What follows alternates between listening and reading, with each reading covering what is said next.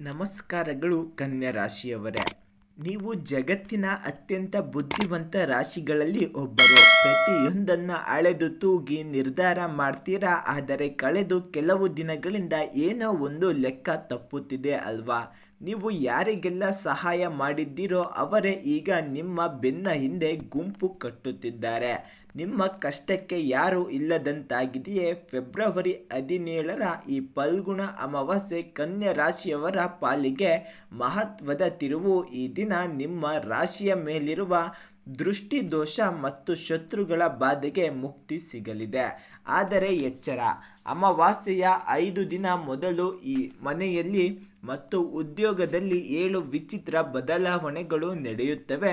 ಅವುಗಳನ್ನು ನೀವು ಸಣ್ಣ ವಿಷಯ ಅಂದುಕೊಂಡರೆ ದೊಡ್ಡ ಅಪಾಯ ಕಾದಿದೆ. ಕನ್ಯಾ ರಾಶಿಯವರಿಗೆ ಎಲ್ಲ ಪರ್ಫೆಕ್ಟ್ ಆಗಿರಬೇಕು, ಆದರೆ ಅಮಾವಾಸ್ಯೆಯ ಶಕ್ತಿ ನಿಮ್ಮ ಗೊಂದಲಕ್ಕೀಡು ಮಾಡುತ್ತದೆ. ಬುಧ ಮತ್ತು ಶನಿಯ ಪ್ರಭಾವದಿಂದಾಗಿ ನಿಮ್ಮ ನಿರ್ಧಾರಗಳು ಉಲ್ಟಾ ಹೊಡೆಯುತ್ತಿರಬಹುದು. ನೀವು ಸತ್ಯ ಹೇಳಿದರೂ ಜನ ನಂಬುತ್ತಿಲ್ಲ. ಯಾಕೆ? ನೀವು ರಾಶಿಯ 6ನೇ ಮನೆಯಲ್ಲಿ ನಡೆಯುತ್ತಿರುವ ಈ ಗ್ರಹಗಳ ಸಂಘರ್ಷ ನಿಮ್ಮ ಆರೋಗ್ಯ ಮತ್ತು ಆರ್ಥಿಕತೆಯ ಮೇಲೆ ಹೇಗೆ ಬೀರುತ್ತಿದೆ ಎಂದು ಈ ವಿಡಿಯೋದಲ್ಲಿ ಸಂಪೂರ್ಣವಾಗಿ ನೋಡೋಣ. ಕನ್ಯಾ ರಾಶಿಯವರೇ, ಫೆಬ್ರವರಿ 17 ಬರುವ ಮುನ್ನ ಈ ಘಟನೆಗಳು ನಿಮ್ಮ ಬದುಕಿನಲ್ಲಿ ನಡೆಯಲಿವೆ. ಗಮನಿಸಿ. ಬರವಣಿಗೆ ಅಥವಾ ಲೆಕ್ಕಾಚಾರದಲ್ಲಿ ತಪ್ಪು. ನೀವು ಅತಿ ಹೆಚ್ಚು ಕಾನ್ಫಿಡೆಂಟ್ ಇರುವ ಕೆಲಸದಲ್ಲಿ ಸಣ್ಣ ತಪ್ಪು ಮಾಡಿ ಅವಮಾನಕ್ಕೊಳಗಾಗುವುದು. ಕೀಲಿ ಕೈ ಅಥವಾ ದಾಖಲೆಗಳ ನಾಪತ್ತೆ. ಮುಖ್ಯವಾದ ಪೇಪರ್ಗಳು ಸರಿಯಾದ ಸಮಯಕ್ಕೆ ಸಿಗದೆ ಪರದಾಡುವುದು. ಚರ್ಮದ ತುರಿಕೆ ಅಥವಾ ಅಲರ್ಜಿ. ಬುಧ ಗ್ರಹದ ಪ್ರಭಾವದಿಂದ ಚರ್ಮಕ್ಕೆ ಸಂಬಂಧಿಸಿದ ಸಣ್ಣ ಸಮಸ್ಯೆ ಕಾಣಿಸಿಕೊಳ್ಳಬಹುದು. ಸುತ್ತಮುತ್ತಲಿನ ಜನರಲ್ಲಿ ಬದಲಾವಣೆ. ನಿಮ್ಮ ಆತ್ಮೀಯರು ನಿಮ್ಮ ಫೋನ್ ಕಾಲ್ ಅಟೆಂಡ್ ಮಾಡದೇ ಇರುವುದು ಅಥವಾ ನಿಮ್ಮನ್ನು ಇಗ್ನೋರ್ ಮಾಡುವುದು.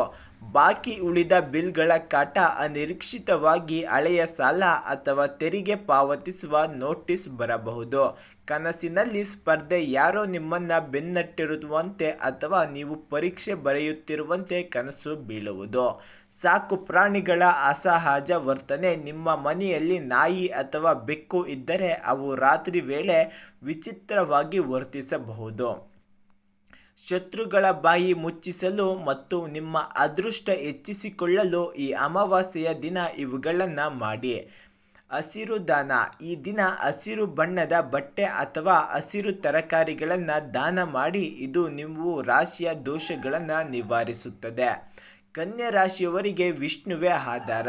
ಅಂದು ಸಂಜೆ ವಿಷ್ಣು ಸಹಸ್ರನಾಮ ಹೇಳುವುದರೊಂದಿಗೆ ನಿಮ್ಮ ಸುತ್ತ ರಕ್ಷಣಾ ಕವಚ ಸೃಷ್ಟಿಯಾಗುತ್ತದೆ.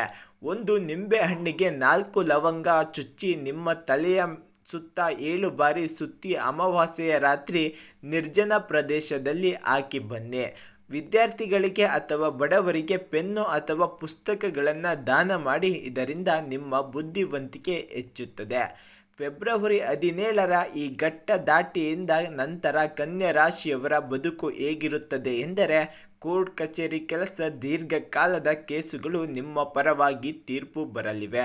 ಹೊಸ ಉದ್ಯೋಗ. ನೀವು ಇಷ್ಟಪಟ್ಟ ಕಂಪನಿಯಿಂದ ಕರೆ ಬರಬಹುದು ಅಥವಾ ಬಿಸ್ನೆಸ್ನಲ್ಲಿ ಹೊಸ ಹೂಡಿಕೆದಾರರು ಸಿಗುತ್ತಾರೆ. ಆರೋಗ್ಯ ಸುಧಾರಣೆ. ದೀರ್ಘಕಾಲದ ಪಚನ ಕ್ರಿಯೆಯ ಸಮಸ್ಯೆ ಅಥವಾ ನರಗಳ ಸಮಸ್ಯೆ ಮಾಯವಾಗಲಿದೆ. ಕನ್ಯಾ ರಾಶಿಯವರೇ, ನಿಮ್ಮ ಶಕ್ತಿಯೇ ನಿಮ್ಮ ಬುದ್ಧಿ. ನಿಮ್ಮ ಅಮಾವಾಸ್ಯೆಯ ಈ ಹಾದಿಯ ಮುಳ್ಳುಗಳನ್ನು ತೆಗೆದು ಹಾಕಲಿದೆ. ಗಾಬರಿ ಬೇಡ.